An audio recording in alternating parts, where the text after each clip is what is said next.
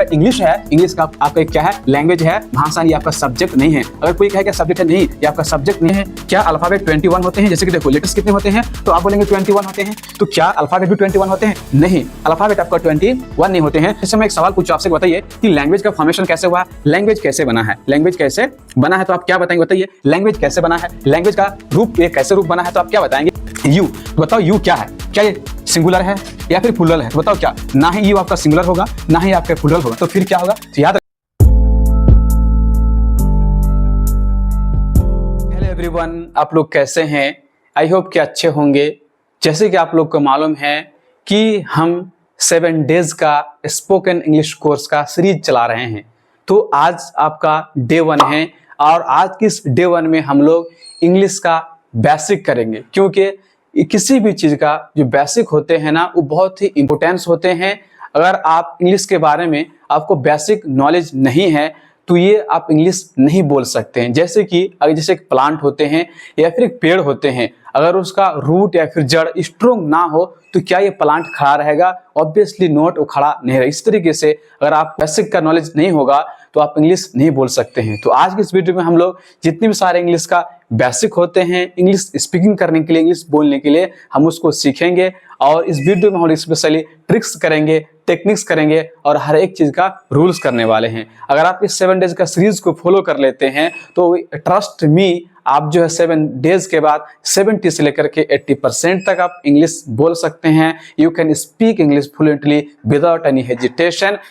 तो चलिए मेरे प्यारे बच्चे, हम लोग क्लास को स्टार्ट करते हैं शानदार तरीके से और हम लोग क्या करते हैं, इसका बेसिक करते हैं। आज का ये आपका जो क्लास है, आज का ये आपका डे 1 है। तो हम लोग शुरू करते हैं शानदार तरीके से। यहाँ पे देख सकते हैं कि पहली बात है कि लैंग्वेज क्या है। जैसे कि आपका इंग्लिश है तो इंग्लिश एक लैंग्वेज है या फिर आपका एक सब्जेक्ट होगा। तो याद रखेंगे मेरे प्यारे बच्चों, जो आपका इंग्लिश है ना, तो इंग्लिश आपका एक लैंग्वेज है, मतलब ये आपका भाषा है। क्या है? भाषा है। जिस तरीके से हिंदी हो गया, इंग्लिश हो गया, उर्दू हो गया, क्या आपका एक सब्जेक्ट है? नहीं, ये आपका भाषा एंड लैंग्वेज है। इसी तरीके से जो आपका इंग्लिश है, इंग्लिश का आपका एक क्या है? लैंग्वेज है, भाषा, ये आपका सब्जेक्ट नहीं है। अगर कोई कहे क्या सब्जेक्ट है, नहीं, ये आपका सब्जेक्ट नहीं है, ये आपका एक लैंग्वेज है, भाषा है। अगर हम इसकी अगला पॉइंट की बात करते हैं कि इंग्लिश में टोटल लेटर्स कितने होते हैं, तो आपका आंसर आना चाहिए कि कितने होते हैं?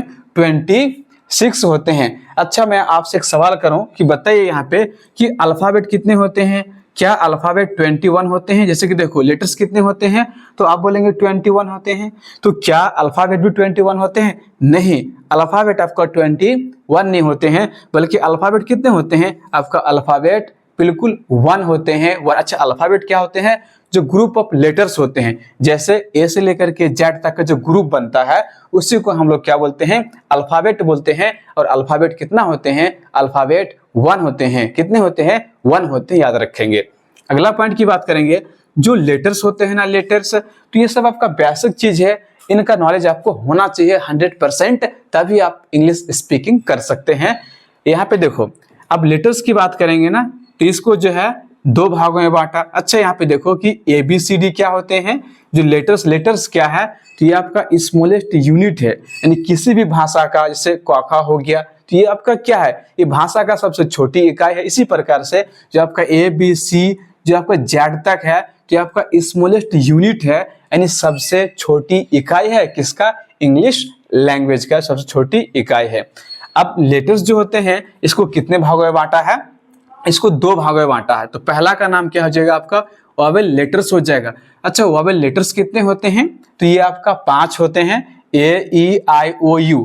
अब इसका भी अलग अलग यूज होते हैं, इसका यूज कहाँ कैसे होते हैं इसको भी हम लोग देखने वाले हैं। इसको किस में बांटा है? कॉन्सोनेंट लेटर्स में बांटा है। अच्छा, कॉन्सोनेंट लेटर्स कितने होते हैं? तो ये आपका 21 होते हैं, यानी AEIOU के छोड़ करके जो आपका लेटर्स बचा, यानी जो आपका रिमेनिंग जो लेटर्स होते हैं, उसको हम लोग क्या बोलेंगे? कॉन्सोनेंट लेटर्स बोलेंगे। अच्छा, मैं आपसे कहूँ कि बताइए, लेटर्स जो है ये तो उसको बांटा 2 भागों में, किसके आधार पर? तो लेटर्स के आधार पर। लेकिन बताओ कि जो लेटर्स उसको और एक पार्ट में बांटा, उसका नाम क्या है? उसको जो है ना, उसका नाम क्या है? तो लेटर्स को जो है साउंड के आधार पर, किसके आधार पर बांटा? तो उसको साउंड्स के आधार पर बांटा। तो टोटल साउंड्स कितने होते हैं? क्या आपको पता है टोटल साउंड्स कितने होते हैं इंग्लिश लैंग्वेज में? तो कितने होते हैं 44 यानी 44 होते हैं। कितने होते हैं? अच्छा, जो आपका आर्टिकल ए है और आपका आर्टिकल एन और जो आपका दा है, क्या है? दा है, तो ये किसके अनुसार इस्तेमाल होते हैं? क्या ये ओबल लेटर्स के अनुसार या फिर यहाँ साउंड्स के अनुसार? तो याद रखेंगे ये जो है लेटर के अकॉर्डिंग कभी भी आपका क्या आर्टिकल इस्तेमाल नहीं होते हैं। किसके अकॉर्डिंग होते हैं? याद रखेंगे ये हमेशा किसके? साउंड्स के अकॉर्डिंग ही आपका ए एन और दा का यूज होता है, याद रखेंगे। अच्छा, इसको दो भागों में बांटा। एक आपका हो गया वोवेल साउंड्स, तो ये कितने होते हैं आपका? ये आपका 20 होते हैं। तो वोवेल साउंड्स कितने हो गए? 20 हो गए। अच्छा, हिंदी में कैसे पहचानेंगे? तो आ से लेकर के जो आहा तक होते हैं ना, तो इसी को हम लोग क्या बोलेंगे? साउंड को जब हिंदी पढ़ेंगे तो साउंड को चेक करेंगे। अगर आ से लेकर के आ तक के साउंड आता है तो उसको हम लोग क्या बोलते हैं? वोवेल साउंड्स बोलते हैं। और ये कितने होते हैं? तो ये आपका 20 होते हैं। इसके अलावा किससे बांटा? उसको कॉन्सोनेंट साउंड में बांटा। ये कितने होते हैं आपका? 24 होते हैं। कितने होते हैं? 24 होते हैं। तो ये कहाँ से? हिंदी में कहाँ से? तो क्वा से लेकर के ज्ञा तक। क्वा से लेकर ज्ञा तक अगर कोई साउंड आए तो उसको हम लोग क्या बोलेंगे? कॉन्सोनेंट साउंड्स कहते हैं, कहा जाता है, याद रखेंगे। तो टोटल कितना हो गया आपका? 20 और 24, तो टोटल कितना हो गया आपका? 44 यानी 44। तो ये आपका कंप्लीट हो गया। क्या हो गया? ये आपका कंप्लीट हो गया। तो ये आपका बेसिक है, इसको याद रखना है। आपका लेटर्स अलग है लेकिन आपका साउंड्स अलग है। मैंने कहा ना, जो आर्टिकल्स होते हैं ए एन और दा, किसके अनुसार आएगा? तो लेटर्स के अनुसार कभी भी नहीं आएगा। तो किसके अनुसार आएगा? याद रखेंगे हमेशा किसके अकॉर्डिंग यूज होगा? तो साउंड्स के अकॉर्डिंग ही हम लोग आर्टिकल्स का यूज करते हैं। अगला पॉइंट की बात करते हैं, मैं एक सवाल पूछूं आपसे, बताइए कि लैंग्वेज का फॉर्मेशन कैसे हुआ? लैंग्वेज कैसे बना है? लैंग्वेज कैसे बना है? तो आप क्या बताएंगे? बताइए लैंग्वेज कैसे बना है? लैंग्वेज का रूप कैसे रूप बना है? तो आप क्या बताएंगे? तो यहाँ देखो, बहुत ही बेसिक चीज आपको याद रखना है। पहले क्या बना है आपका? लेटर्स बना है। क्या बना है मेरे प्यारे बच्चों? पहले लेटर्स। तो लेटर्स क्या होता है हम बता चुके हैं। जो स्मॉलेस्ट यूनिट होता है उसी को हम लोग क्या बोलते हैं? लेटर्स बोलते हैं। जब लेटर्स को जो आपस में मिलाते हैं तो आपका क्या बनेगा? तो आपका वर्ड बनेगा। क्या बनेगा? वर्ड बनेगा। लेटर्स में आपका क्या है? जैसे ए हो गया, बी हो गया, सी हो गया, तो ये आपका लेटर्स में आते हैं। लेकिन वर्ड, जैसे लेटर्स को मिला देंगे आपस में तो क्या बनेगा? वर्ड बनेगा। जैसे आपका हो गया गुड। क्या हो गया? गुड। तो बताओ गुड में कितने लेटर है? तो यहाँ देखो 4 लेटर है ना, तो ग्रुप ऑफ लेटर्स है। तो क्या बोलेंगे कि वर्ड्स क्या होते हैं? ग्रुप ऑफ लेटर्स होते हैं। लेकिन हर चीज वर्ड नहीं हो सकता है, इसका कंप्लीट सेंस भी होना चाहिए, मीनिंग भी होना चाहिए। समझे कि नहीं समझे? अगर कंप्लीट सेंस है, मीनिंग नहीं आ रहा है, तो फिर आपका वर्ड नहीं होगा। लेकिन गुड, तो गुड के मतलब क्या होते हैं? अच्छा मीनिंग है ना, हाँ इसका कंप्लीट मीनिंग है, तो ये आपका वर्ड कहलाएगा। अच्छा, वर्ड से मिलकर क्या बनेगा?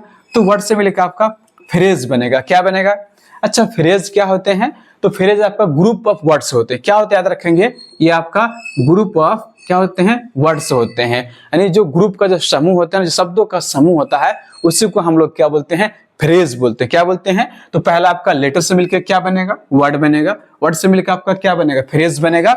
और फ्रेज से मिलकर आपका क्या बनेगा? क्लोज बनेगा। अच्छा, फ्रेज जैसे मैंने कहा ना यहाँ पे, जैसे इन द क्लास, तो इन द क्लास बताइए, यहाँ पे देखो एक वर्ड, 2, 3 वर्ड, तो यही आपका क्या कहलाएगा? फ्रेज कहलाएगा। In the, on the table हो गया, अंडर द टेबल हो गया, तो ये सब आपका क्या है? ये आपका फ्रेजल वर्ड होते हैं। आज आपका जो फ्रेज होते हैं ना, जो फ्रेजल वर्ड होते हैं, जो फ्रेज होते हैं, इसका कंप्लीट सेंस नहीं होता है, कंप्लीट मीनिंग नहीं होता। जैसे मैंने कहा कि इन द क्लास, क्लास में, तो क्या क्लास में? बात समझ में आई? बात समझ में नहीं आई? क्या क्लास में?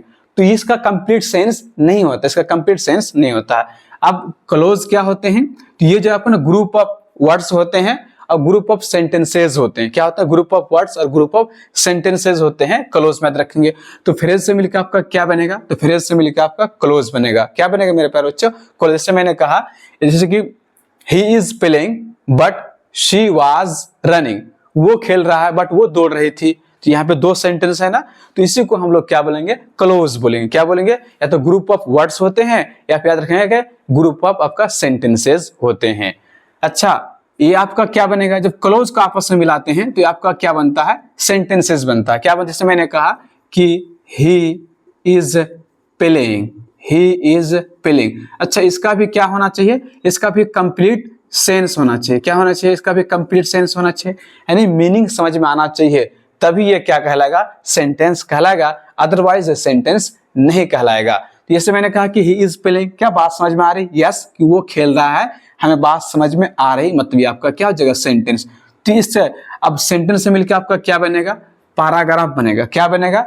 जब हम सेंटेंस को, बहुत सारे सेंटेंस को आपस में जोड़ देंगे तो ये मिलके क्या बनेगा? आपका एक पैराग्राफ। जैसे पैराग्राफ कैसे हो, जैसे देखो ऐसे ऐसे होते हैं ना, ऐसे इस तरीके से होते हैं पैराग्राफ, यानी आपका बहुत सारे इसमें लाइन्स लिखे होते हैं। तो देखो इस तरीके से होते हैं पैराग्राफ। जब आपस में जब पैराग्राफ्स को मिला देंगे तो क्या बनेगा? आपका आर्टिकल्स बनेगा, या फिर स्टोरी बनेगा, या फिर ऐसे बनेगा। तीनों आपका सेम है, या फिर आर्टिकल्स बोल लीजिए, स्टोरी बोल लीजिए, या फिर ऐसे बोल लीजिए। अब जब इन सारे चीजों को मिला देंगे तो लास्ट में क्या बनेगा? आपका लैंग्वेज बनेगा। तो बताइए हम लैंग्वेज बनाए कि नहीं बनाए? आपका क्या बन गया? आपका लास्ट में लैंग्वेज का निर्माण हो गया। किसका निर्माण हुआ? तो लास्ट में देख सकते हैं लैंग्वेज का निर्माण हो गया है। तो पहले क्या बने? लेटर्स, लेटर्स से बनकर क्या बनेगा? वर्ड, वर्ड से मिलकर क्या बनेगा? फ्रेज, फ्रेज से मिलकर क्या बनेगा? क्लोज, क्लोज से मिलकर क्या बनेगा? सेंटेंस, सेंटेंस से मिलकर क्या बनेगा? पैराग्राफ, पैराग्राफ से मिलकर क्या बनेगा? आर्टिकल्स, और आर्टिकल जब मिलाएंगे तो क्या बनेगा? स्टोरी, ऐसे, है ना? ये सारा सवाल तीनों सेम है। जब इन सारे को मिला देंगे तो क्या बनेगा? आपका लैंग्वेज बनेगा। तो ये आपका बेसिक था। आई होप कि आपको बात समझ में आ गई। अच्छा बताओ, यहाँ पे एक सवाल है आप लोगों से, यहाँ पे देखेंगे यू। तो बताओ यू क्या है? क्या ये सिंगुलर है या फिर प्लूरल है? तो बताओ क्या? ना ही यू आपका सिंगुलर होगा, ना ही आपका प्लूरल होगा, तो फिर क्या होगा? तो याद रखेंगे ये जो आपका यू है ना, यू आपका बोथ है। क्या है मेरे प्यारे बच्चों? ये आपका बोथ है, मतलब ये सिंगुलर भी है और ये आपका प्लूरल भी है, दोनों है। सिर्फ हम उसे सिंगुलर नहीं कह सकते हैं, या फिर सिर्फ उसे हम प्लूरल नहीं कह सकते हैं। ये आपका यू जो है, यू आपका दोनों होगा, सिंगुलर भी होगा और ये आपका प्लूरल भी होगा। प्लस यू आपका क्या है? तो यू आपका प्रोनाउन है। क्या है? याद रखेंगे, यू आपका क्या हो जाएगा? प्रोनाउन। जो नाउन के बदले में आता है ना, उससे हम लोग क्या बोलते हैं? प्रोनाउन बोलते हैं। तो आई होप कि आज के इस वीडियो से आपको इंग्लिश का बेसिक के बारे में बहुत कुछ आपको सीखने को मिला होगा। अगर वीडियो अच्छा लगा तो वीडियो को एक लाइक कर देंगे और चैनल को सब्सक्राइब कर लेंगे और वीडियो को शेयर भी कर देंगे। तो फिर इसको फॉलो कीजिए, आपको ट्रस्ट में आपको बहुत कुछ सीखने को मिलेगा। तो फिर मिलते हैं एक नेक्स्ट वीडियो में, तब तक के लिए जय हिंद, जय भारत।